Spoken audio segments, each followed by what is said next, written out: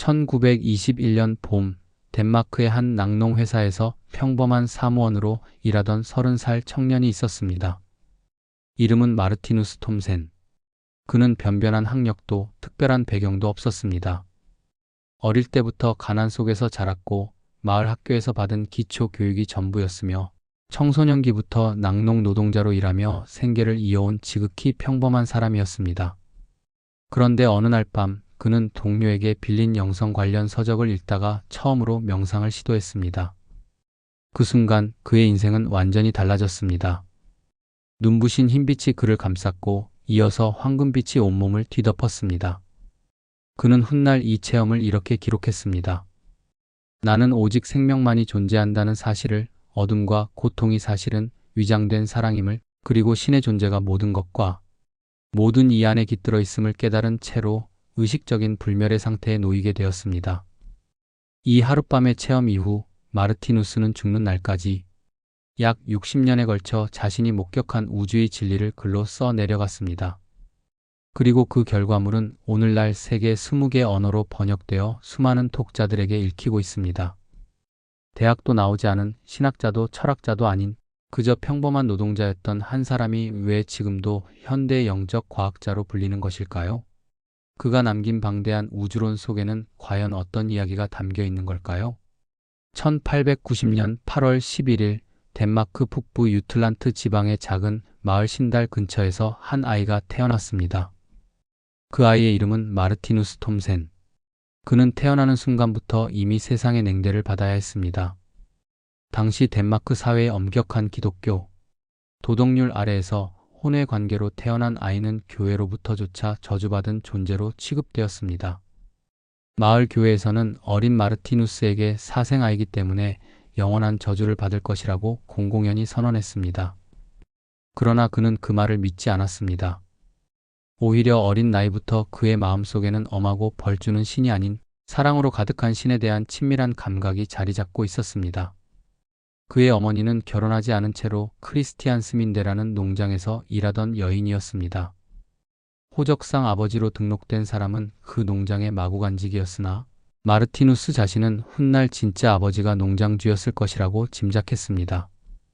어머니는 어린 자식을 직접 돌볼 형편이 되지 못했고 결국 그는 어머니의 남동생 부부에게 맡겨졌습니다. 양부모는 이미 11명의 자녀를 키운 나이든 부부였습니다. 살림은 몹시 가난했지만 마르티누스는 훗날 그 시절을 떠올리며 양부모가 자신을 언제나 따뜻하고 안전하게 보살펴 주었다고 회고했습니다.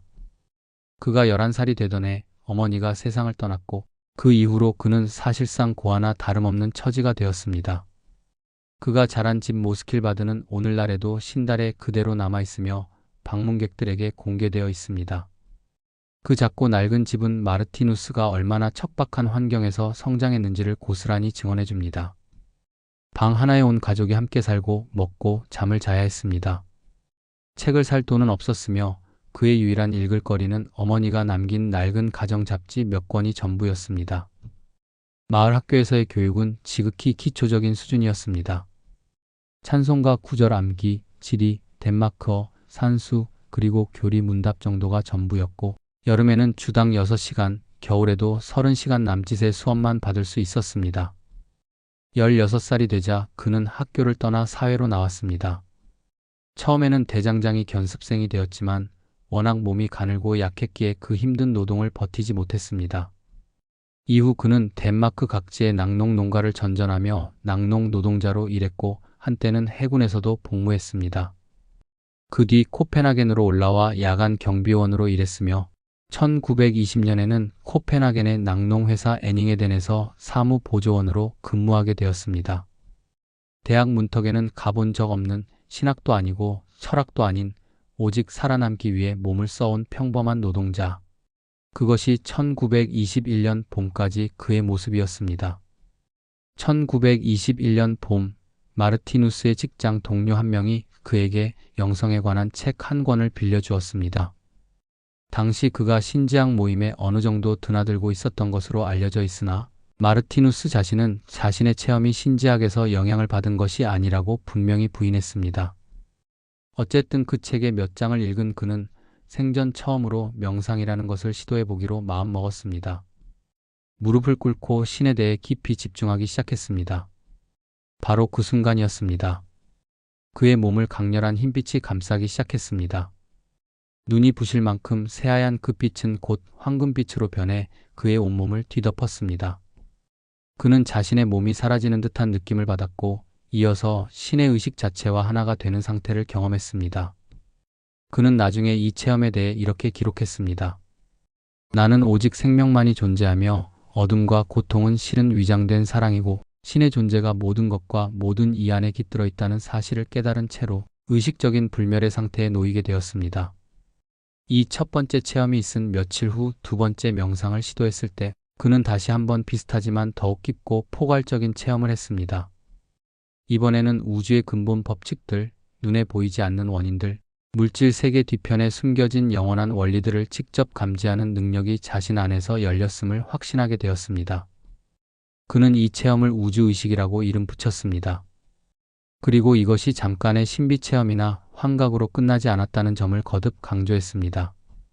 그의 설명에 따르면 이 우주의식은 일시적인 섬광이 아니라 깨어있는 낮 의식의 영구적인 상태로 자리 잡았습니다.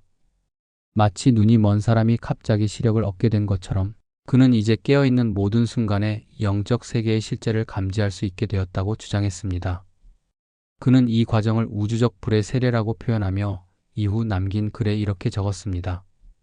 내가 통과한 우주적 불의 세례는 이전에 내게 없었던 전혀 새로운 감각 능력들을 깨워놓았습니다.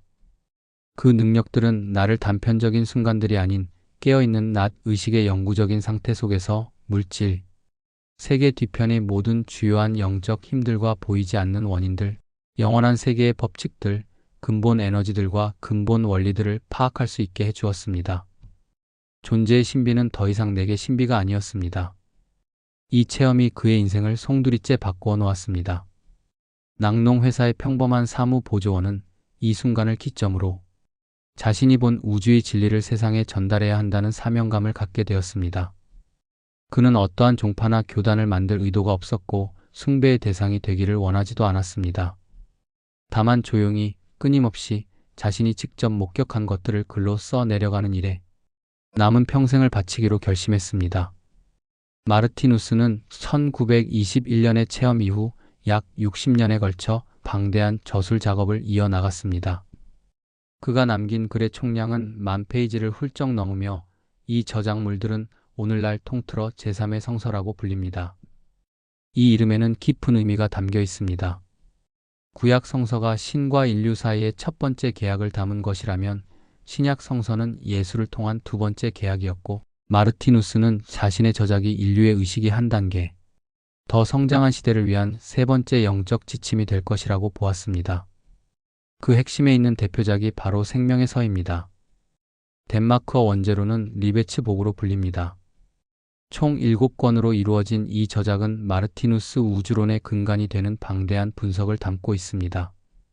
우주의 영원한 구조와 원리, 생명의 법칙들을 깊이 있게 서술하며 인간의 의식과 심리, 도덕이 윤회와 카르마의 법칙에 따라 어떻게 진화해 가는지를 논리적으로 설명합니다.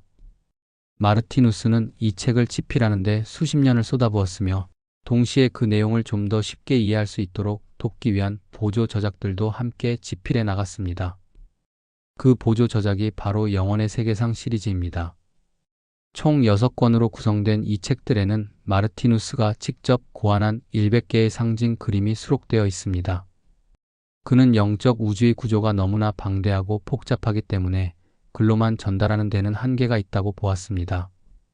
그래서 색채와 도형을 활용한 독창적인 상징 체계를 개발하여 독자들이 우주의 전체적인 구조를 한눈에 파악할 수 있도록 도왔습니다. 이 상징들은 단순한 그림이 아니라 우주의 법칙들을 시각적 언어로 압축한 것으로 오늘날에도 마르티누스 연구자들 사이에서 핵심적인 교육 도구로 활용되고 있습니다. 이 두 주요 저작 외에도 마르티누스는 28권의 소책자와 200여 편의 글을 추가로 남겼으며 수많은 강연 내용 또한 기록으로 남겨졌습니다. 그의 저작들은 현재 20개 언어로 번역되어 세계 각지에서 읽히고 있습니다. 덴마크와 스칸디나비아 지역을 중심으로 꾸준한 독자층이 형성되어 있으며 코펜하겐에는 마르티누스 연구소가 설립되어 그의 사상을 연구하고 보급하는 활동을 계속하고 있습니다. 덴마크의 클린트에는 교육센터인 마르티누스 센터도 운영되어 관심 있는 이들이 그의 사상을 함께 공부하고 나눌 수 있는 공간이 마련되어 있습니다. 주목할 만한 점은 마르티누스가 자신의 저작이 어떠한 종교단체나 신앙, 공동체의 교리가 되어서는 안 된다고 거듭 강조했다는 사실입니다. 그는 생전에 조직의 수장이 되기를 완강히 거부했으며 자신의 글이 특정 집단의 소유물이 아닌 누구에게나 열려있는 영적 탐구의 자료가 되기를 바랐습니다. 오늘날 마르티누스 연구소에는 회원 제도가 없으며 그의 저작들은 온라인에서도 누구나 자유롭게 열람할 수 있도록 공개되어 있습니다.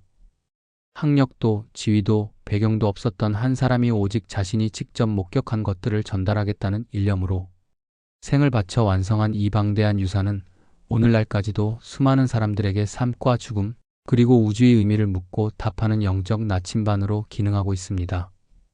마르티누스가 우주적 체험을 통해 가장 먼저 직시한 진실은 우주 전체가 거대한 하나의 살아있는 생명체라는 사실이었습니다. 그는 우주를 차갑고 기계적인 물질 덩어리로 보지 않았습니다. 별과 별 사이의 검은 공간, 은하와 은하 사이의 텅 빈 듯한 영역, 작디 작은 원자의 미시세계까지 그 모든 것이 하나의 의식을 공유하는 거대한 유기체의 일부라고 그는 주장했습니다. 이 관점에서 보면 우주는 누군가에 의해 만들어진 작품이 아니라 그 자체가 살아 숨쉬는 존재인 것입니다. 이 거대한 생명체를 마르티누스는 신이라고 불렀습니다. 그러나 그의 신 개념은 전통적인 기독교의 그것과는 사뭇 달랐습니다. 그가 본 신은 우주 바깥 어딘가 높은 곳에 앉아 인간을 굽어보는 존재가 아니었습니다. 오히려 신은 우주 그 자체이며 우주 안에 존재하는 모든 살아있는 것들이 곧 신의 일부였습니다. 그의 표현을 빌리자면 신은 무한한 우주 속의 모든 생명체로 이루어져 있으며 신은 이 생명체들을 통해 삶을 경험합니다. 그러므로 우리 한 사람 한 사람의 모든 경험은 곧 신의 경험이고 우리의 의식 활동은 신의 감각기관이 작동하는 것과 같습니다. 신은 자신의 창조물 바깥에 있는 것이 아니라 창조물 그 자체로서 살아 움직이고 있는 것입니다. 마르티누스는 이러한 통찰을 더욱 흥미로운 방식으로 확장했습니다. 그는 우주가 거시세계와 중간세계, 그리고 미시세계라는 세 층의 우주로 이루어져 있다고 보았습니다. 우리 인간이 살아가는 일상의 세계는 중간세계입니다. 그 위로는 행성, 별, 은하라는 거대한 거시세계가 펼쳐져 있습니다. 그리고 우리 몸 아래로는 세포, 분자, 원자, 그보다 더 작은 입자들의 미시세계가 펼쳐집니다. 놀랍게도 마르티누스는 이 모든 층위가 동일한 원리로 작동한다고 주장했습니다.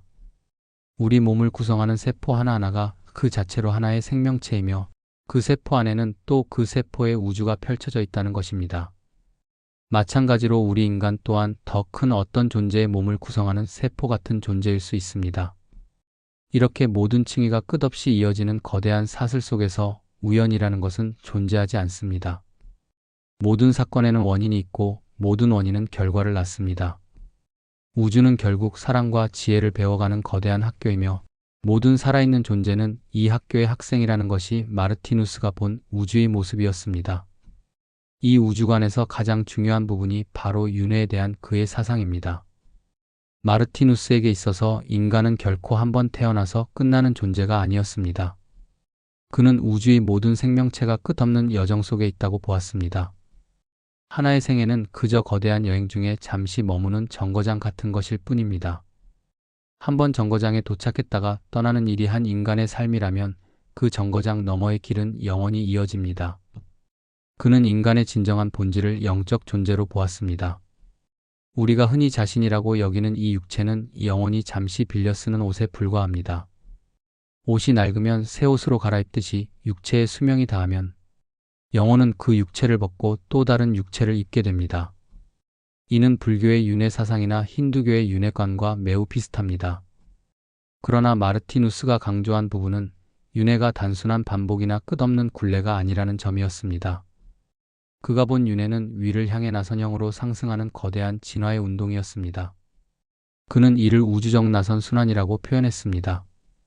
영혼은 같은 자리에서 빙빙 도는 것이 아니라 한 바퀴를 돌 때마다 조금씩 위로 올라갑니다. 마치 나선형 계단을 오르듯이 각 생애는 비슷한 풍경을 지나는 듯 하지만 사실은 점점 더 높은 의식의 층위로 상승해 가는 과정입니다. 그러므로 지금 우리가 살아가는 이 한 생애는 영원한 진화의 거대한 흐름 속에서 떼어낼 수 없는 한 토막의 여정인 것입니다. 마르티누스는 이 점이 우리의 삶을 이해하는 데 결정적이라고 보았습니다. 만약 우리에게 단 한 번의 삶밖에 없다면 이 세상의 불공평함은 도무지 설명할 길이 없습니다. 어떤 이는 부유한 집에서 사랑받으며 태어나고 어떤 이는 가난과 고통 속에서 태어나며 어떤 이는 어린 나이에 비극적으로 세상을 떠납니다. 한 번의 생애만이 전부라면 이 모든 차이는 무의미한 우연이 됩니다. 그러나 윤회를 받아들이면 우리는 이 모든 차이가 영혼의 긴 여정 속에서 의미 있는 한 장면이라는 사실을 이해할 수 있게 됩니다. 그렇다면 영혼은 왜 굳이 이렇게 반복해서 환생해야 할까요?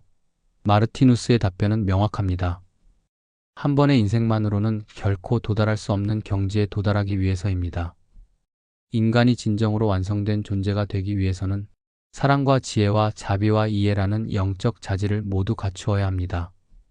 그러나 우리 자신을 한번 돌아보면 알 수 있듯이 이 자질들은 단 한 번의 짧은 생애 안에 완성되지 않습니다. 우리는 사랑을 배우다가도 다시 미워하고 지혜를 얻은 듯 하다가도 어리석은 선택을 반복하며 자비를 베풀다가도 분노에 휩쓸립니다. 한 사람이 7, 80년을 살아도 의식의 진화라는 거대한 척도에서 보면 그것은 너무나 짧은 시간입니다. 그래서 영혼은 수많은 생을 거치며 천천히 성장해 가는 것입니다. 한 생애에서는 가난을 경험하고 또 다른 생애에서는 부를 경험합니다. 어떤 생애에서는 권력을 누리고 또 다른 생애에서는 약자의 자리에 서봅니다. 어떤 생애에서는 사랑하는 이를 잃는 슬픔을 겪고 또 다른 생애에서는 누군가를 진정으로 사랑하는 기쁨을 경험합니다. 이러한 다양한 경험들이 쌓이고 또 쌓여서 영혼은 마침내 모든 존재에 대한 깊은 이해와 무조건적인 사랑에 도달하게 됩니다. 마르티누스는 이것이 바로 진정한 인간이 되어 가는 과정이라고 보았습니다. 그는 현재 인류가 아직 진정한 인간이 아니라고 주장했습니다. 우리는 동물의 단계에서 인간의 단계로 넘어가는 중간 어딘가에 있는 존재입니다. 우리 안에는 아직 동물적 본능, 즉 자기 보호 본능, 영역 다툼, 경쟁심, 폭력성이 강하게 남아 있습니다. 동시에 우리 안에는 새롭게 깨어나는 인간성, 즉 이타심, 공감 능력, 자비심도 자라나고 있습니다. 윤회는 바로 이 전환을 가능하게 하는 우주의 장치인 것입니다. 한 생애만 가지고는 동물에서 진정한 인간으로 진화할 수 없기에 우리는 끊임없이 다시 태어나며 조금씩 빛을 향해 나아가는 것입니다. 이 진화 과정을 움직이는 가장 중요한 원리가 바로 카르마의 법칙입니다.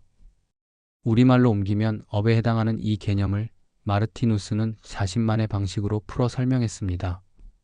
그의 표현을 빌리자면 카르마는 한마디로 뿌린 대로 거두는 우주의 자연 법칙입니다. 우리가 행한 모든 행동, 말, 생각, 감정은 사라지지 않고 영혼 깊은 곳에 새겨집니다. 그리고 시간이 흐른 뒤 때로는 같은 생애 안에서 때로는 다음 생애 어딘가에서 그것은 반드시 우리에게 되돌아옵니다. 여기서 마르티누스가 거듭 강조한 부분이 있습니다. 카르마는 결코 처벌이 아니라는 점입니다. 많은 사람들이 카르마라는 말을 들으면 무서운 천벌이나 신의 응징 같은 것을 떠올립니다. 그러나 마르티누스가 본 카르마는 그런 것이 아니었습니다. 그것은 마치 중력의 법칙처럼 가치 판단이 개입되지 않은 우주의 자연 법칙입니다. 우리가 손에서 사과를 놓으면 사과는 아래로 떨어집니다. 그것이 사과를 처벌하려는 것이 아니라 그저 중력이 작동한 결과이듯이 우리가 누군가에게 고통을 주면 언젠가 그 고통이 우리에게 돌아오는 것도 우주의 자연스러운 작용일 뿐입니다. 그런데 마르티누스는 한 걸음 더 나아가 이 카르마의 법칙이야말로 우주가 우리를 가르치는 가장 정교한 교육 시스템이라고 설명했습니다. 만약 우리가 누군가를 미워하고 상처를 주었다면 우리는 언젠가 미움받고 상처받는 자리에 서게 됩니다. 그것은 우리를 괴롭히기 위해서가 아니라 우리에게 그 고통이 무엇인지를 직접 알게 해주기 위해서입니다. 그 경험을 통해 비로소 우리는 진정한 공감을 배우게 됩니다. 머리로만 알던 사랑이 가슴으로 알게 되는 사랑으로 바뀌는 것입니다. 그러므로 우리가 살면서 마주치는 모든 시련과 고통은 사실은 우리의 영혼이 더 큰 사랑과 지혜에 도달할 수 있도록 우주가 마련해준 정밀한 학습 과정입니다.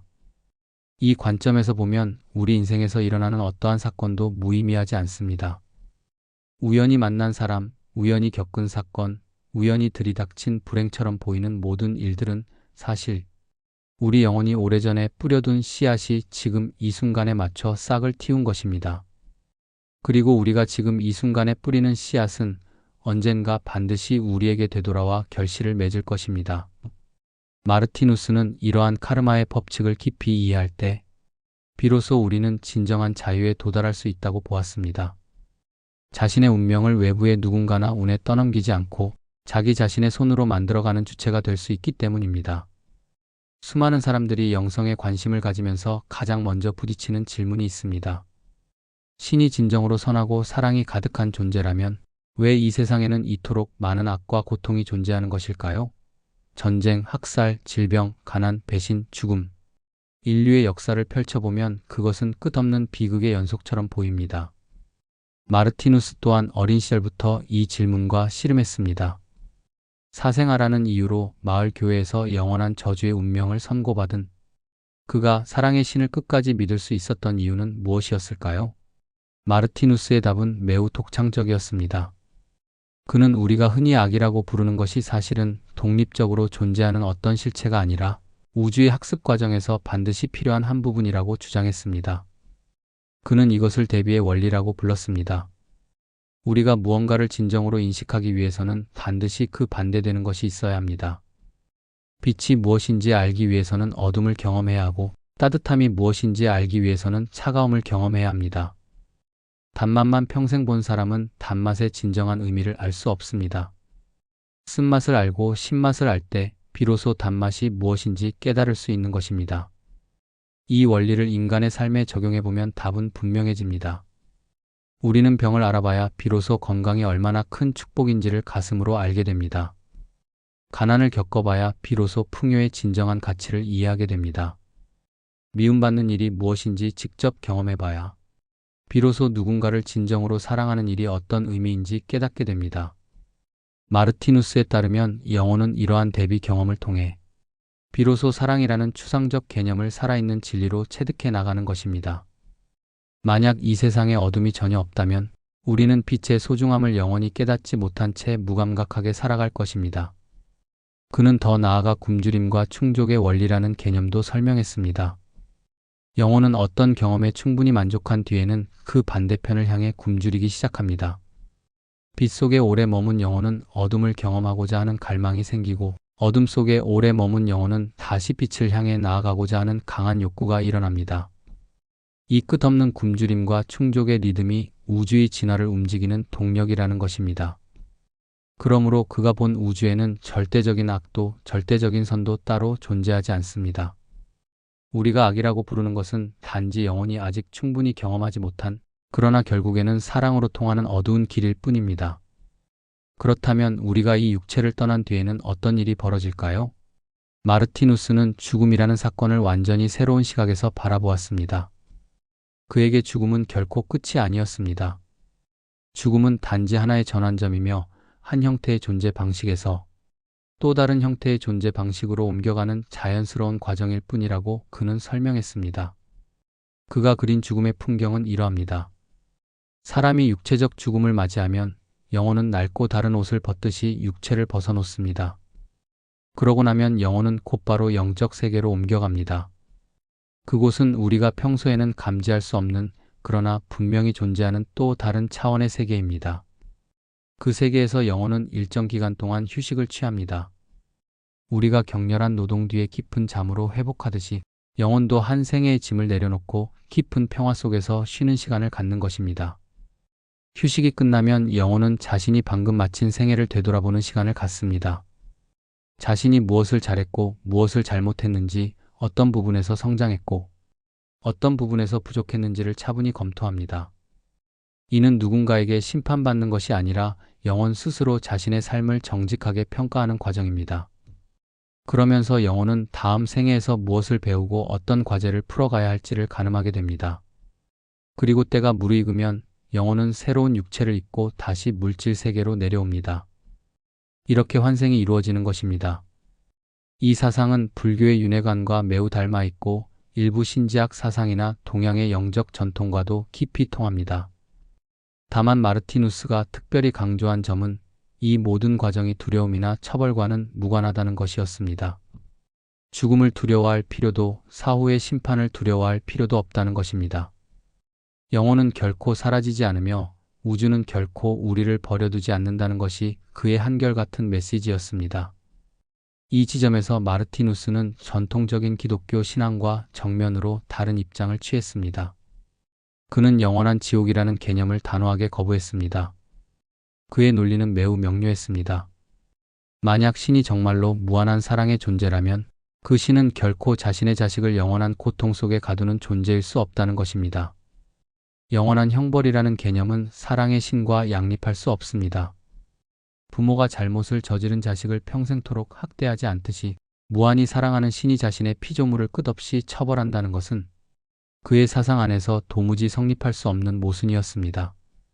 그렇다면 우리가 흔히 지옥이라고 부르는 것은 무엇일까요? 마르티누스는 그것이 영혼의 학습 과정에서 거치는 일시적인 상태일 뿐이라고 보았습니다. 누군가 큰 죄를 짓고 죽음을 맞이했다면 그 영혼은 자신이 만든 어둠 속에서 그에 상응하는 고통을 경험할 수 있습니다. 그러나 그것은 신의 분노 때문이 아닙니다. 그것은 영혼이 자기 자신의 행위를 직시하고 그로부터 배우는 과정입니다. 그리고 그 과정이 끝나면 영혼은 다시 빛을 향해 나아갈 수 있습니다. 어떠한 영혼도 영원히 어둠 속에 갇히지 않습니다. 결국 마르티누스가 본 모든 영혼의 최종 목적지는 빛이었습니다. 어떤 영혼은 빠르게 그곳에 도달하고 어떤 영혼은 수많은 생을 거치며 천천히 다가가지만 결국에는 모두가 사랑과 지혜의 완성에 이르게 됩니다. 그러므로 천국과 지옥은 영원히 분리된 두 개의 장소가 아니라 영혼이 진화의 여정에서 거쳐가는 여러 단계 중 일부일 뿐입니다. 우리가 지금 어디에 있든 우리는 모두 같은 방향, 즉 빛을 향해 나아가고 있다는 것이 마르티누스의 한결같은 확신이었습니다. 마르티누스 사상의 가장 큰 매력 중 하나는 그가 인류의 미래에 대해 매우 낙관적인 비전을 제시했다는 점입니다. 오늘날 우리는 전쟁, 환경 파괴, 빈부격차, 사회적 갈등 같은 수많은 문제들을 마주하며 자주 비관에 빠집니다. 과연 인류에게 희망이 있는가? 우리는 결국 스스로를 파괴하고 말 것인가 하는 질문을 끊임없이 던지게 됩니다. 그러나 마르티누스는 이러한 어두운 시대 한가운데에서도 변함없이 밝은 미래를 이야기했습니다. 그는 인류가 지금 거대한 진화의 한가운데에 서 있다고 보았습니다. 우리는 동물의 단계에서 진정한 인간의 단계로 옮겨가고 있는 중간 지점에 있는 존재라는 것입니다. 그가 보기에 현재 지구상의 인류는 아직 완성된 인간이 아닙니다. 우리 안에는 여전히 동물적 본능이 강하게 자리 잡고 있습니다. 자기 보호 본능, 영역 다툼, 권력욕, 경쟁심, 폭력성 같은 동물 시대의 유산이 우리의 행동과 사회 구조를 지배하고 있습니다. 국가 간의 전쟁, 민족 간의 충돌, 사회 내의 불평등은 모두 이러한 동물적 본능이 집단 차원에서 드러난 결과라고 그는 설명했습니다. 그러나 동시에 우리 안에는 새로운 인간성이 깨어나고 있습니다. 타인의 고통에 공감하는 능력, 자신과 다른 사람을 포용하는 마음, 약자를 보호하려는 의지, 정의와 평등을 추구하는 갈망. 이러한 자질들은 인류 역사 속에서 점점 더 강해지고 있으며 마르티누스는 이것이 바로 인류가 진정한 인간으로 나아가는 증거라고 보았습니다. 그는 이 흐름이 결코 멈추지 않을 것이라고 확신했습니다. 비록 단기적으로는 후퇴하는 듯이 보일 때도 있겠지만 거대한 진화의 강물은 변함없이 빛을 향해 흘러가고 있다는 것입니다. 그가 예언한 인류의 미래상은 매우 구체적입니다. 먼 훗날 인류는 국가라는 경계를 뛰어넘어 하나의 세계 공동체를 이루게 될 것이며 전쟁은 사라지고 폭력은 더 이상 갈등을 해결하는 수단이 되지 않을 것이라고 그는 보았습니다. 사람들은 서로를 가족으로 여기며 이웃을 사랑하는 마음이 모든 사회 제도의 기초가 될 것입니다. 그는 이러한 단계를 참된 인간 왕국이라고 불렀습니다. 이 단계에 도달한 인류는 마침내 신의 형상대로 완성된 인간이 되며 보편적인 사랑을 실천하는 존재로 거듭나게 됩니다. 그리고 그 너머에는 또 다른 영적 차원이 펼쳐집니다. 인류는 이 지상의 단계를 넘어 더 높은 의식의 세계로 계속 진화해 나갈 것이라고 마르티누스는 예언했습니다. 흥미로운 점은 그가 우리 시대의 혼란과 위기조차도 이 거대한 진화 과정의 일부로 보았다는 것입니다. 오늘날의 격변은 낡은 동물적 문명이 무너지고 새로운 인간적 문명이 태어나는 진통일 뿐 결코 인류의 멸망을 의미하지 않는다고 그는 단언했습니다. 마르티누스 이전에 비슷한 길을 걸은 또 한 명의 북유럽 신비가가 있었습니다. 스웨덴의 에마누엘 스베덴보리입니다. 그는 1688년에 태어나 1772년에 세상을 떠난 인물로 마르티누스보다 약 200년 앞서 활동한 사상가입니다. 두 사람은 시대도 다르고 국적도 다르지만 그들이 남긴 사상에는 놀라울 만큼 공통된 부분이 많습니다. 먼저 출발점부터 비슷합니다. 두 사람 모두 인생의 어느 시점에 강렬한 영적 체험을 통해 자신의 사명을 깨닫게 되었습니다. 스베덴보리는 원래 광산학자이자 자연과학자로 활동하던 합리적 학자였으나 50대 중반에 영적 세계의 문이 열리는 체험을 한 뒤 인생의 방향을 완전히 바꾸어 영적 저술에 평생을 바쳤습니다. 마르티누스 역시 평범한 노동자에서 영적 사상가로 변모한 것은 1921년의 우주적 체험 이후였습니다. 두 사람 모두 자신이 본 것을 글로 남겨야 한다는 강한 사명감을 느꼈고 실제로 방대한 저작을 남겼다는 점도 같습니다. 두 사람의 사상에서 가장 두드러진 공통점은 사후세계의 존재를 분명히 인정했다는 것입니다. 스베덴보리는 자신이 직접 천국과 지옥을 방문한 경험을 상세히 기록했고 영혼이 죽음 이후에도 의식을 가진 채로 영적 세계에서 활동한다고 설명했습니다. 마르티누스 역시 죽음은 끝이 아니며 영혼은 또 다른 차원으로 자연스럽게 옮겨간다고 가르쳤습니다. 두 사람 모두 영혼의 불멸을 확신했고 죽음을 두려움의 대상이 아니라 자연스러운 전환점으로 바라보았습니다. 또한 두 사람 모두 신을 사랑 그 자체로 보았습니다. 스베덴보리는 신이 곧 사랑이며 인간의 삶의 목적은 그 신성한 사랑과 조화를 이루는 것이라고 가르쳤습니다. 마르티누스 역시 우주 전체를 사랑의 표현으로 보았으며 어둠과 고통조차도 위장된 사랑에 불과하다고 설명했습니다. 두 사람 모두 영적 성장의 중요성을 강조했고 인간은 단지 물질적 존재가 아니라 영적 진화의 길 위에 있는 존재라고 보았습니다. 그러나 차이도 분명합니다. 스베덴보리는 평생 루터교의 영향 아래 사상을 펼쳤기에 그의 저작에는 기독교적 색채가 매우 짙습니다. 그는 천국과 지옥을 영적 상태의 두 극으로 설명하면서도 기독교의 신학적 틀 안에서 자신의 사상을 전개했습니다. 반면 마르티누스는 윤회와 카르마라는 동양적 개념을 자신의 우주론의 핵심 기둥으로 삼았습니다. 스베덴보리에게서는 거의 보이지 않는 환생 사상이 마르티누스 사상에서는 가장 중요한 위치를 차지합니다. 또한 마르티누스는 우주 전체를 거대한 살아있는 생명체로 보는 범우주적 의식 개념을 발전시켰는데 이는 스베덴보리의 사상보다 한층 더 동양 사상에 가까운 면모입니다. 마르티누스가 세상을 떠난 지 40여 년이 지난 오늘날에도 그의 사상은 여전히 적지 않은 독자들을 매료시키고 있습니다. 덴마크와 스칸디나비아를 중심으로 그의 책들이 꾸준히 읽히고 있으며 코펜하겐의 마르티누스 연구소에서는 그의 저작을 연구하고 보급하는 활동이 계속 이어지고 있습니다. 그렇다면 한 세기 전에 활동한 이 덴마크 사상가가 어떻게 지금까지도 사람들의 마음을 끌어당기는 것일까요? 가장 큰 이유는 그의 사상이 다리 역할을 한다는 점입니다. 마르티누스의 우주론은 전통 기독교 사상, 불교의 윤회관, 힌두교의 카르마 사상, 현대 영성운동, 그리고 임사체험 연구 같은 다양한 분야 사이의 가교를 놓아줍니다.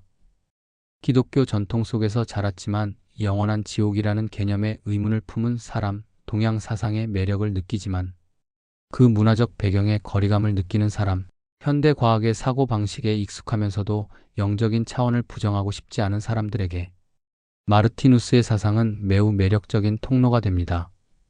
그는 마치 동서양의 영적 지혜를 자신만의 방식으로 통합해낸 사상가처럼 보입니다. 두 번째 이유는 그의 세계관이 주는 깊은 위로입니다. 우리가 살아가면서 마주치는 모든 고통과 시련에는 의미가 있고 그 어떤 영혼도 영원히 버려지지 않으며 결국에는 모든 존재가 사랑을 향해 성장해 나간다는 그의 메시지는 절망에 빠진 사람들에게 큰 희망의 빛이 됩니다. 사랑하는 이를 잃은 사람에게, 인생의 의미를 찾지 못해 방황하는 사람에게, 사회의 어두운 면을 보며 절망한 사람에게 마르티누스는 한결같이 말합니다. 모든 것에는 의미가 있으며 우주는 결코 우리를 버려두지 않는다고 말입니다. 세 번째 이유는 그의 접근 방식이 강압적이지 않다는 점입니다. 마르티누스는 결코 자신의 사상을 종교로 만들려 하지 않았습니다. 자신을 따르는 제자들을 모으지도 않았고 어떤 조직의 수장이 되기를 거부했으며 자신의 저작이 특정 집단의 교리가 되는 것도 막았습니다. 그는 사람들에게 무엇을 믿으라고 강요하는 대신 자신이 본 것을 차분히 글로 남겨놓고 누구든 자유롭게 읽고 판단하기를 바랐습니다. 오늘날 마르티누스 연구소에 회원 제도가 없는 것도 바로 이러한 그의 정신을 그대로 이어받은 결과입니다. 물론 마르티누스의 주장들은 어디까지나 그의 개인적인 영적 체험과 통찰의 바탕을 둔 것이며 현대 과학으로 검증된 사실로 받아들여지는 것은 아닙니다. 따라서 그의 사상은 객관적인 우주의 진리라기보다는 한 사람의 깊은 영적 통찰이 빚어낸 하나의 영성, 철학 체계로 이해하는 것이 적절합니다. 그러나 바로 그러한 한계 속에서도 그가 남긴 글들은 오늘날까지도 수많은 사람들에게 삶의 의미와 죽음, 너머의 세계를 함께 생각해보게 하는 소중한 영적 자료로 살아 숨쉬고 있습니다. 오늘은 여기까지입니다. 시청해주셔서 감사합니다. 구독, 좋아요, 알림 설정은 큰 힘이 됩니다.